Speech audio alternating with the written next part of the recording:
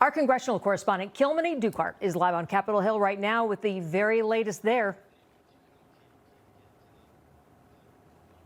Thank you and good morning. I think the American people are equally unhappy with both parties over this bitter impasse that we have seen play out for more than 40 days now, leading to absolute chaos at American airports across the country. And of course, when I left Capitol Hill yesterday, they had left this vote open, this procedural vote open that was the House-funded DHS appropriations bill that would have bought them more time until September. They would have funded all of DHS, but it would have bought them more time to negotiate some of these reforms. In the end, Democrats have walked away with absolutely no concessions on ICE reforms, and Republicans have walked away from this table right now without funding for ICE and CBP. Right now, House Republicans are not happy about that. Many Democrats are not happy about the fact that the leadership walked away without any reforms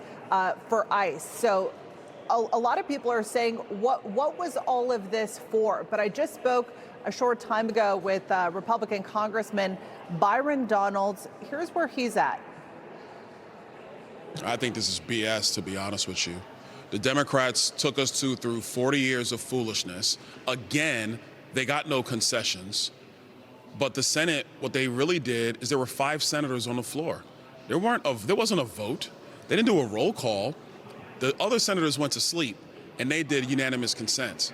I think it stinks to high heaven. This is one of the reasons why, I think voters are really frustrated with this place. All right, so he tells me he is a no on this if it comes to the floor today. It's unclear exactly what the legislative schedule is. It's not, again, on the schedule today, but it could potentially be put on the floor later. But Democrats and Republicans in the House here not happy with this. Unclear, again, if this will move and pass today. Back to you. Kilmeny, explain this for me. So most of the senators went home, went to bed, didn't even stay there for this? How did that work? Yeah.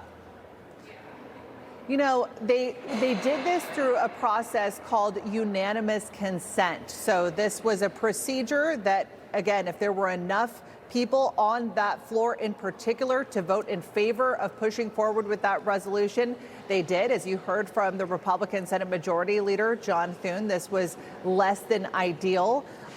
But again, this is something that he said had to be done given that timeline. Again, unclear what timeline he was working with, but Republicans that I spoke with yesterday were extremely frustrated over the impasse. They accused Democrats of continuing to move the goalpost.